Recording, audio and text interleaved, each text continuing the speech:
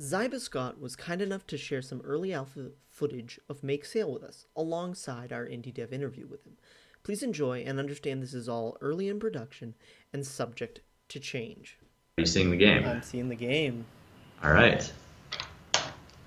Okay. So let's go through for a couple minutes, Yeah, and sure. As much or as little as you want to show. Anything yeah, is most welcome. I will build a boat and sail over to an island and yammer a bit about, and then maybe sail back if that's working all Yeah, right. that works awesome. Cool. So unpausing. Here we are, starting on Classic Island. Mm-hmm. Uh, so we are actually in the eye of a storm, and this tower is in the center of the storm. It's going to play a bigger part. All this is, we have some placeholder things here, but these little faces represent these masks. Um, if I bring back items to them, they will push back the wall of the storm. So I'll briefly go Oh, to cool. our map draft here. So here we are on this map. There's just various rings of this storm. We're in the eye. Okay. Um, we want to go and fetch items to open up new rings to get to new islands. Cool. So as you collect items, those rings will disappear from the world map. That's cool. Yeah. So we're going to try and open up that first ring because the first one only requires one. So here, these are items in the world I'm just picking up. So I got a pole, metal pole, wood pole, Planks. a couple of planks. This is a build station. Okay. So whenever I go here, I can jump into build mode.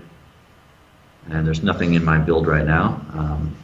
So every boat must start with a base piece, Okay. which is something that you can attach stuff to. So it's sort of a point for your, it's a limitation to get your imagination going. Mm-hmm. So you'll get different base pieces that have different amount of connecting points to start with. So we're Gotcha. starting. So, but actually I can show right now, if I hit the sail button in the bottom right, this thing is just going to sort of fall into the water and not be a boat. It's just a little chunk of it. Plank. So we really want to work on fast iteration for the player. We want them to feel like there's not a lot of penalty for experimentation. Cool. So they can quickly make, destroy, test, rebuild. So I'm going to try and make this a bit of a sort of a catamaran deal. Sticking some things on the side. I have 2 planks to start with That was here. the first thing I was going to ask. So it's individual pieces you pick up. You don't have like an unlimited toolbox. You're limited by the resources you collect. Yeah. So, right, we want this to be an adventure of progression in that sense. And I know that there may be room for mode. I'm not making promises about new features, but certainly the idea of an infinite sandbox where you just have as much as you want. It would be a shame not to have a mode or something where people can really take advantage of that. But that's the not core that's of not this- the goal. Yeah. Gotcha. All right. Sorry, I should have brought a mouse. I'm doing this with a trackpad, which is not glorious. But so I'm just put a nice pole here so that I can get sort of a flatter deal. See now if I hit play, it's at least maybe going to be somewhat level, but it is going to sink. Ah. Not doing particularly well. So just a couple more steps to make this a reasonably working boat. I have in my lift category some barrels, which are nice and floaty. So I am going to put a barrel there, a barrel over here, and let's put a couple up front.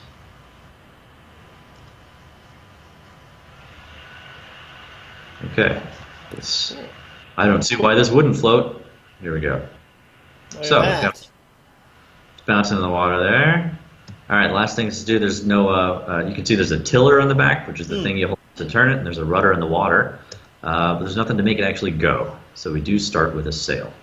In this game, there are going to be more things than just sails. Yes, it is make sail. It's a game about sailing. We have these cloth sails, but we are going to have, we already do have magical energy sails, which behave differently, and we have jets, which are a delightfully overpowered item that you can easily get into more trouble than you want with. So I'm going to put this big sail here, Nice. and we have a boat. Ah, look at that. Cool. So hop on my boat. You can see that the sail is sort of flapping loosely in the wind. Yeah. I can't zoom on this. I have my mouse zoom to zoom in and out to get nice shots. Oh well. Mouse zoom. This trackpad's terrible. Okay. So, but it's the sail is aligned with the wind, Mm-hmm. so it's not actually, it's just sort of flapping back and forth. So the controls for most boats generally will be you stand at the base piece, you grab it, now the character's grabbing the tiller and holding the rope. Yeah. So I pull in on the rope, which tightens the sail. I can turn my rudder back and forth, and I can run into something and knock the front of my boat off already. So that's what, like I said, I want this game to have, real quick iteration, so we have a nice hotkey mapped to just jump back to last time right after you built your boat. So that's cool. Not punishing. There you go. All right, so let's try this again. Now, if is the idea that if your boat crashes and you lose all those parts, those are gone? No. Parts, whenever you go to a build station, your previous boat is disassembled and actually brought right back up to the build station so you can edit it right away. Oh, okay, cool. Didn't want, in early testing, there was some tedium of like recreating a whole boat. So if you have your own library of blueprints. Every time you make a boat, you're adding to your own little stock of things that you can then clone, manage, delete, and build upon. All right. So I am catching some wind now. So those blue waypoints are extra pieces out there, and the gold waypoint is what we want. That is a piece that will push back the storm. All right. So the boat's a little touchy in the navigation here, but it's working. So when you're really sailing, you really don't want to make these turns with your back to the wind, because you see how your boom just flips around. Right. Really crack you in the head depending on your boat's design. So just as a general sailing tip, don't sail like this. Do not take this game as a sailing tutorial. At least these lessons. I could be behaving as a much better sailor, but I'm making a mad dash to this island over here. All right. So you can see the edge of the storm wall there on the left. That's something past. That's what we're trying to push out. We are approaching this island rapidly. We've cracked our boat, but we don't care because we've made it. Okay. Right. So now we see on this island. Lots of pieces. Lots of excellent. More pieces. Let's grab a few of those. Another barrel. Big yellow barrel. Crate. A wooden bird. Ooh. And plank. Let's see what this last one is. A small metal pole. Okay. Just went over there, but I'm just going to grab this to move on. So, storm tower piece. A little bit of alpha tutorial here, just saying bring it back to we can see that tower there. So if we bring it back there, we're going to widen the eye of the storm. So again, look at the map. You can see we've sailed to this island here. There's actually still one piece on it. That's why there's a blue marker. Let's just grab that guy. One more piece. And a wrapped red barrel. So is the idea going to be that this is a fairly random assortment of pieces you find from place to place, or is it going to be somewhat defined? Pseudo-random. We want to, again, a lot of this is about pacing, because there are going to be items that are actually, quite powerful, like getting the ability to make energy sails. That's something we don't want to give you on Island 1, because that's pretty cool, pace that out. And so there's various really nice pieces that we're going to ramp you up into getting, so that you have this experience of feeling like you are slowly becoming a master ship builder. Gotcha. With parts. So, one thing you see on the left here, we actually, and this UI is terrible and needs to all be replaced, but we've calculated the density of each of these pieces. And when we're developing, we have like a slider where we can say, okay, this part, like we can say this mast here is actually made of aluminum, and this or the boom's aluminum, the mast is pine, versus this plank which is oak, and then it calculates the size and gets the density of it over here. And so we can see for the sail that its density is 330 kilograms per cubic meter. In this graph, it shows that means it's actually well within floating range. So cool. Or above it, it would actually be heavier, so you can get some idea of whether you're weighing down your boat too much. And we're going to be putting more information so that you can get really understand what you're crafting here with your boat. So let's just make a few small improvements to our boat now that we've got some extra pieces, some flourishes. Let's stick a plank on front. Maybe do some things that aren't necessarily the best idea, but will be pleasurable for me to sail around with. So let's make this a bit of a stretch front here. That barrel up front. see this barrel under here. This is a huge barrel. Cool. That barrel's pretty floaty, so that'll let us. Let's stick that bird up front in our decorations section. Yeah, gotta make it look good. Yeah. And we will have reasons in the game for these things not just to look good, but to have functions such as being appreciated by various island spirits, or being objects you have to carry, places for rewards, or lights that will ward off creatures that will attack at night, things like that. So we want to give you lots of reasons to make different types of things. Gotcha. Let's just... I'm just sticking an antenna there because I wanted to. All right, let's see how it pulls together. So as you see that we're closer to the storm, and there goes my boat as I'm talking, the waves are actually quite a bit higher here. Yeah. I'll just bring my boat back to me. All right. So let's see if I can got a hold of my boat. Now I could try and sail upwind around these rocks, pulling my sail, and like I was talking about before, I could try and tack in by going sort of perpendicular to the wind and turning back and forth, but with these waves, it's not looking... I might just want to head away from that storm wall. Yeah. I might just... Okay. Yeah, that Oh, no. All right. All right, we'll take an easier route for now. Come on, boat. Come back. Come back to me. So we do have a drowning mechanism if you're underwater too long. So you can't just spend 3 hours and swim to all your destinations.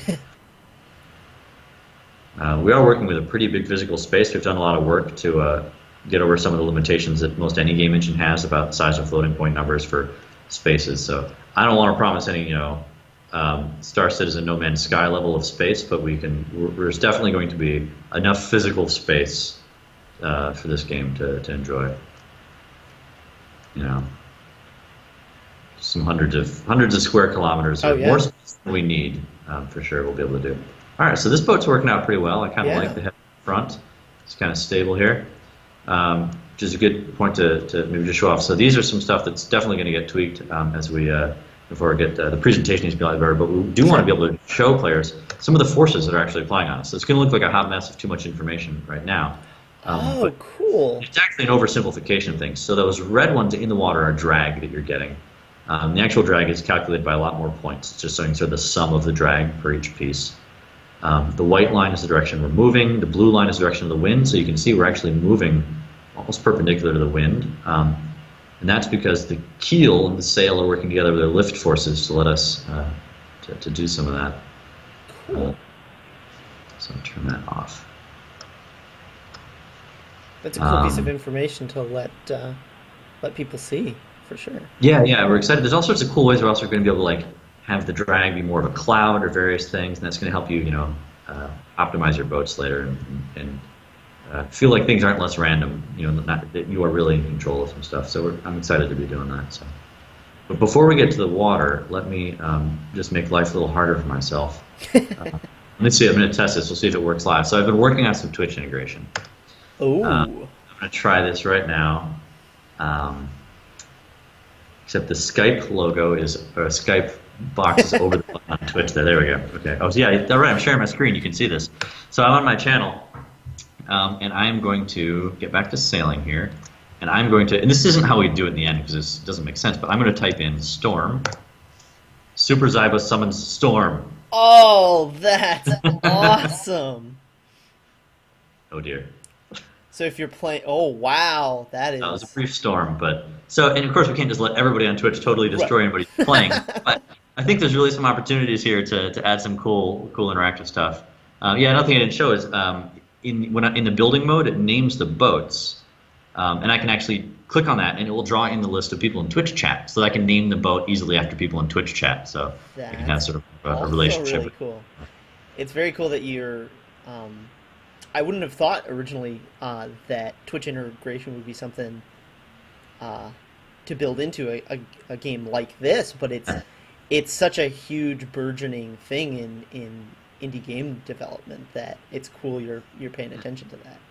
Well, part of it is we're trying to make a game where a lot of the excitement is what uniquely happened to you while you were playing it. It's not a bunch of Yeah. pre-scripted stuff, and so it's stuff that has a lot of value to share with other people because it's not what they're going to see when they play it, and when Right. they get excited to do it, they're not going to be reliving the streamer's experience. They're going to have their own party with it. So just change the time of day here just to show off a little more, make it a happier, bright, happy day. Got all sorts of so we're going to be timing these to Sure. match weather conditions. But I'm pretty happy with how some of the stuff's coming out. We've got some strange green things. It's Crank, ominous.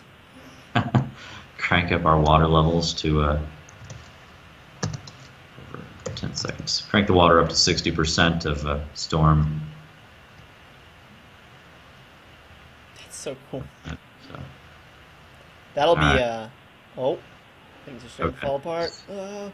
Should probably, otherwise I'm going to have to, okay, calm down, water. I don't want to scale this whole part over again. Just want to show you that. All right, go to 0. Well, yeah, last thing I just wanted to show you was now that we got that totem piece, to bring it back to the center island and push back that storm wall. Yeah, awesome. There we go. All right, so we're back at that other island we sailed to. Since we already had our nice sailing adventure there, just for time's sake, I'm going to just give us a little cheat here. Fly us through the world so you can see things.